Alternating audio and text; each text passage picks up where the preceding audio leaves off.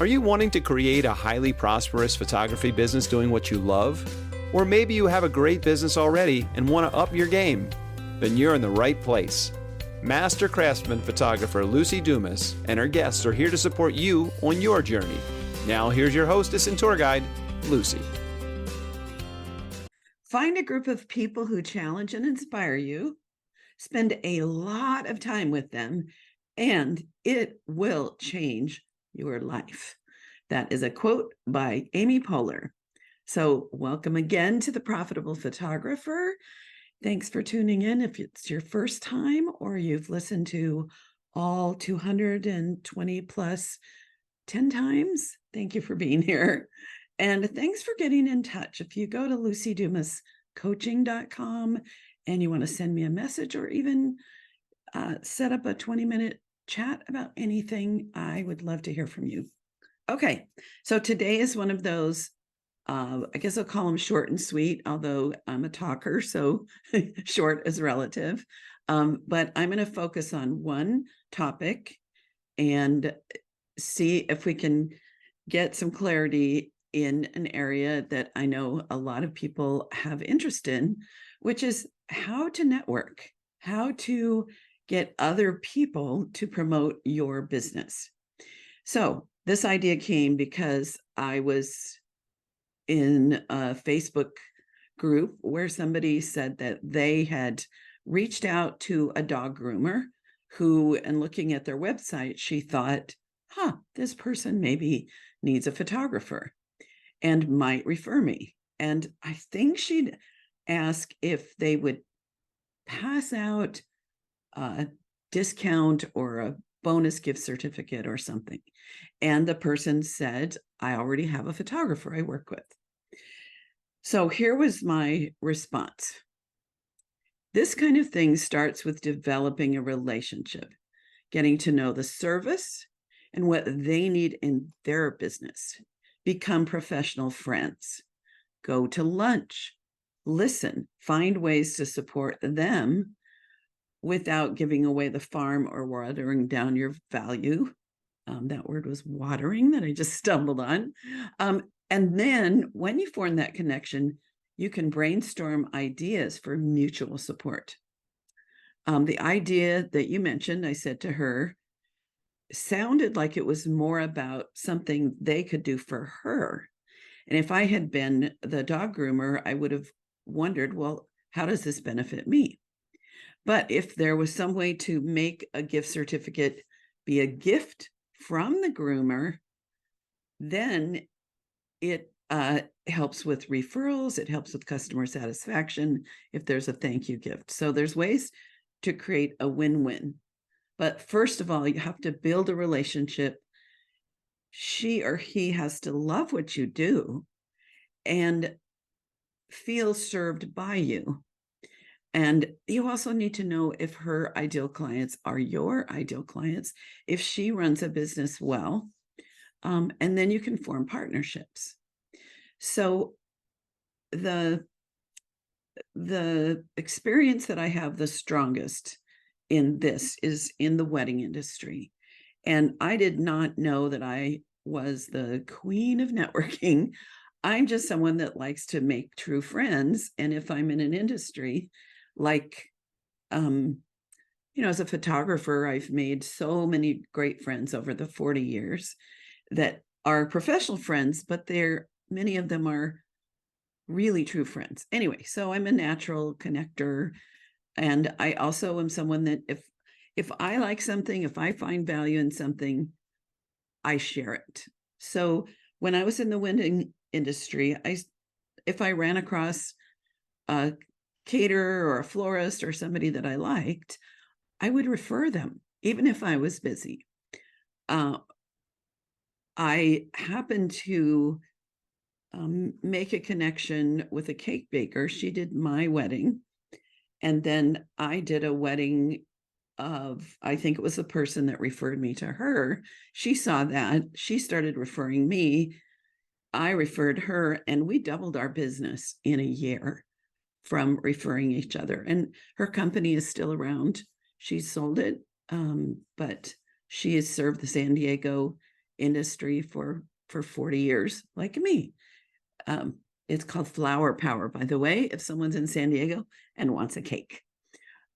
Okay, so the core principle to network like a rock star is about building relationships, leading with generosity, and offering support, getting to truly know the person, the business, keeping in mind they might not need you, there might not be a natural connection, they might not be somebody that makes the effort to refer others, they may not be skilled in networking. So even if they say yes to, let's say, handing out or leaving a stack of discount cards, which I don't recommend, but even if they did that, they just may not be people that share.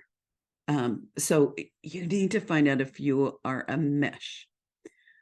If we pop into a business and ask if they'll do something for us, if they don't know us, like us, or see how it can help their business, how's it likely that it's going to go well? Sometimes people will say, sure, let's say you walked around your ideal neighborhood and handed out stacks of cards and said, would you put these on your counter? They might say, okay, and then just toss them in the bin. So you have to work harder than you might think. But as someone who, with this photography business, depending on your specialty, but if you're doing portraits at all, or weddings, or headshots, or glamour, it's a people business. And so leaning into that, that joy of, I don't know, connecting with people is a key to all of this. Let's see. So imagine that you met somebody at a networking group and you swapped cards and you had a brief, friendly conversation. And I have had this happen. So anyway, the next day you get an email or a text asking you to promote them to your clients. How would you feel about them? What would you do? And what could they have done? Because I'm going to assume that 90% of the time you would either ignore it or you would feel like they're being a little too pushy. They're a little too eager. So if you like them, you might connect and say, hey, I want to know more about you and your business. I love to support other great entrepreneurs. We've just met, let's talk. Let's have lunch. So you take it further. Think about what they could have done where I would have been more willing to help them. And so for me, a phone call, just a nice text, a compliment about, oh my gosh, I loved what you had to say about this. Something where I feel like they even connected with me would go much farther than just a semi-warm email that says, I want you to help me. Okay. So I call that the too much too soon principle. So it's kind of like dating. So imagine you meet somebody at a, mix and mingle, and they just ask for a kiss, or even they go in for a kiss. And you don't even know if you like them, if they're fun, if you trust them, if you're ready for it. Now, if you've been drinking too much, that might be another story, but we're not talking about that.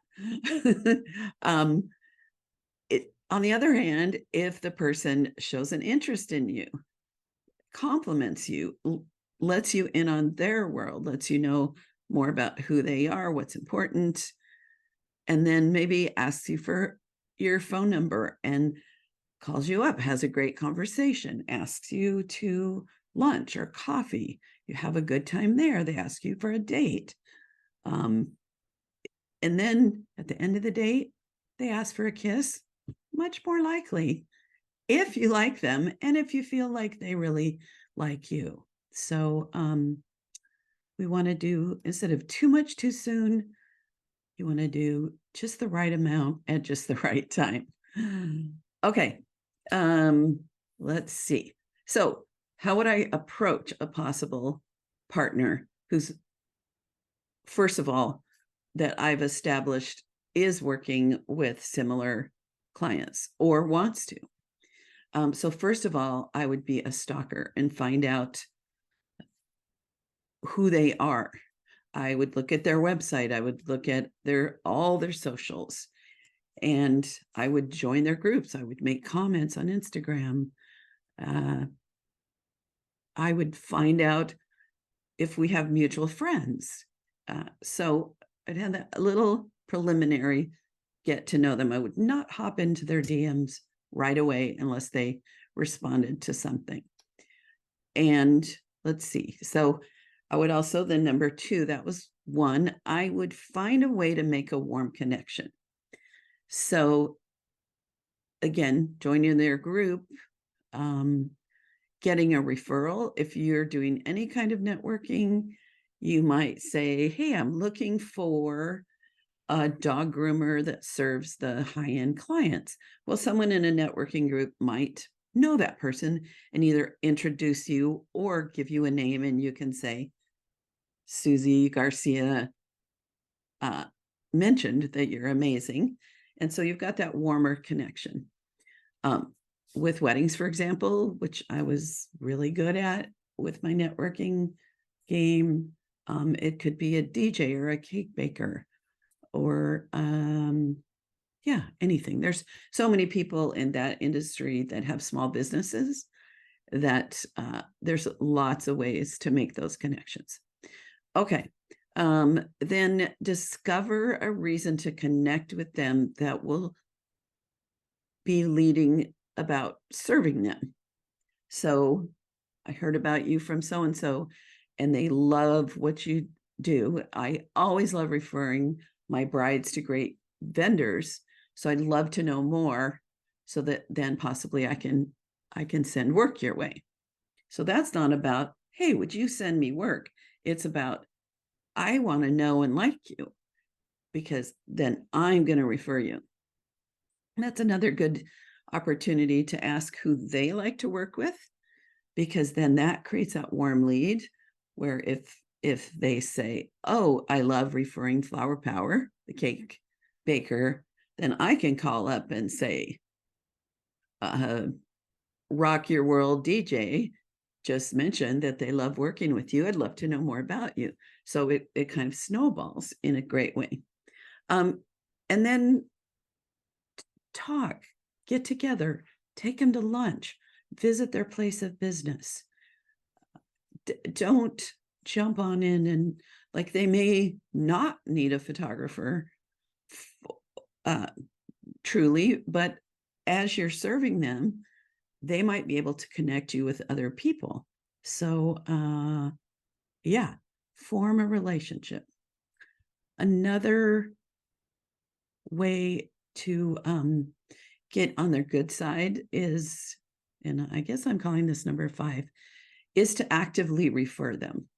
One of the things that I did when I was a wedding photographer was, even when I was booked, if someone called or if I met them at a bridal show, I would ask what else they're looking for. And I would give them the names of the florists and the DJs and the caterers that I loved working with.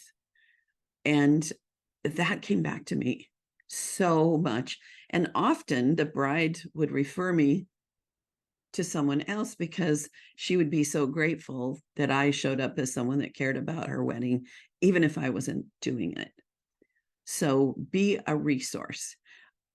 Every time I did a wedding, I would send, it was somebody that I liked, I would make sure that I photographed their product well, and then I would send them 5x7s with my signature. I would send them stand-up folios.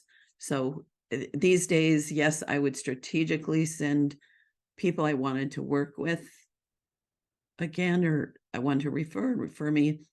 I would also send some digital files, but I like to send prints as well. And if you've been listening, you know I love prints in general.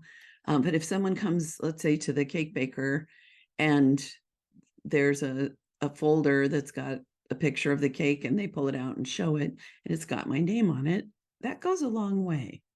And that also can help, like certain vendors, if they want wall portraits that I've created, like let's say it's a venue or again a cake or something else, I will provide for free a wall portrait for the location where they meet with brides or whoever it is. Okay, what else is on my list? One of my coaching clients, with my guidance, created a circle of friends group. And so she contacted vendors that she liked working with. They had a breakfast meeting, and then they made a plan to bring in other people that might like to be part of this group. And so I think once a week, they just met for a quick little breakfast coffee. Once a month or once a quarter, they had a happy hour. And so it was like speeded up that process of getting to know people. Okay, so other thing that is a bonus that I didn't have in the wedding days is social media. And so you can use your social media in a way that will support them, such as doing a blog post, calling up and saying, I'm doing a blog post on different kinds of flowers, and I would love to find out more, get your opinion, interview you, post a link, get to know you. Or can I stop by and take some pictures of your space? I want to do an Instagram on dog grooming, or, fill in the blank on that. So lots and lots of ways to use social media. And so how, once you're making that connection and they feel served, how that leads back to work for you. And there's a million ideas with that. One that has worked really well for some people is a car dealership with family portraits, where when someone purchases a certain car within a luxury dealership, they get a thank you gift, a beautifully packaged thank you gift in the mail or hand delivered, that is a portrait session and enough to purchase something. And so those kinds of things, I've got 1,000 ideas in my head. You can contact me if you want to know 100 of those thousands. But it starts with, I like what you do. I'd like to know more because I want to share you.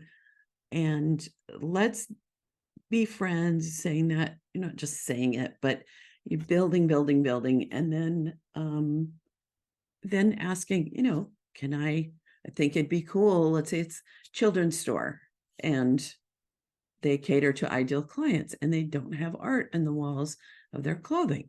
So I might personally, because kids are my thing now, I might see if I can photograph some children in their clothing and maybe have a promotion where some of their best clients' kids are the models for that, and put some beautiful not posters, but wall portraits on the walls. So many creative ways to connect the dots.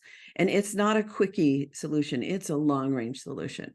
So let's see. Now, I didn't mean to end with this, but so maybe I'll pull in a little happy story, but sometimes it works, sometimes it doesn't. Sometimes you need to trust your gut that this isn't a person who is going to give back. Some people feel uncomfortable referring others as if they're being pushy, but they'll take what you give them And sometimes you try it and it doesn't work. So my story is there was a dance school and I thought ideal location, ideal clients, great school. And we worked out a situation where I got to come in, which was super fun, for a day and photograph the classes at all ages. And I got the most amazing candidates, especially loved the little 4 to 6 year old group. One of my favorites. And I also did a photo shoot, sorry, of some of their older dancers in costume. And I created art for their walls in their studio. But when we got all that going and it was time to really promote me, they just were not comfortable with that. So, having had that experience, I would have had better questions and not been kind of shy about saying, hey, if I do all of this, how do you feel about, or how can you reciprocate, or, finding a way to get connected to those ideal clients and be promoted in return by the school. So you want to be careful on that. So on a happy note, because learning is always good, even if it doesn't go well. Just having that attitude of generosity without, there's that fine line between I'm going to give and I'm going to give myself away. So you do need to be mindful. You need to have boundaries because people will take what you think is taking advantage of you when they're just really trying to see what you'd offer. So if you offer the moon and they take it and then you don't feel good about it, whose fault is that?